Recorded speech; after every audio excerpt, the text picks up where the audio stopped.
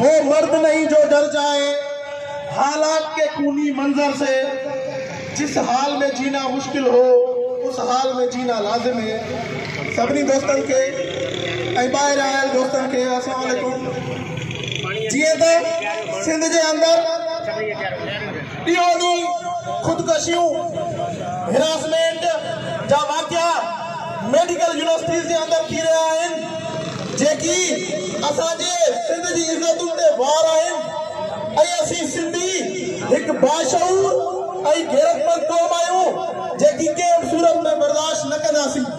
असीं उन्हनि दलालनि ऐं दलनि जे एजेंटनि खे वार्निंग था ॾियूं त पंहिंजे क़िबलो दुरुस्त कयो, न ॿी सूरत में असां तव्हां सां कानूनी जंग बि कंदासीं ऐं असां रोडनि जो इस्तेमालु बि कंदासीं, रोडनि ते बीहंदासीं, तव्हांखे कंहिं सूरत में बख़्श कोन कंदासीं।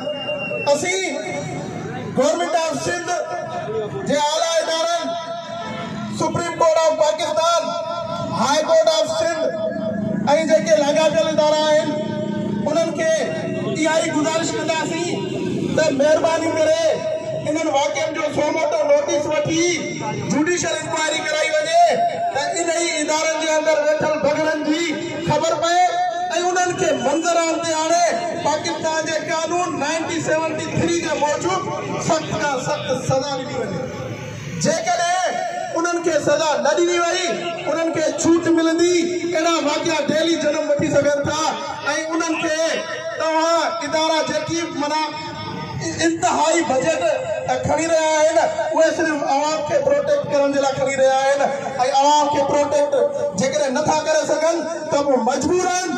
आवाम रोडनि ते हूंदो ऐं अवां खां इंसाफ़ जी घुर ज़रूरु कंदो। असीं JWG जे प्लेटफॉर्म ते दादू में पुरज़ोर एहतजाज ऐं मुतालबो था कयूं त महिरबानी करे परवीन रिंद ऐं असमत तूर सां जेका ज़्यादती थी आहे उन्हनि खे इंसाफ़ फ़राहम कयो वञे। ॿी सूरत में एहतजाज जो दाइरो वधायो वञे।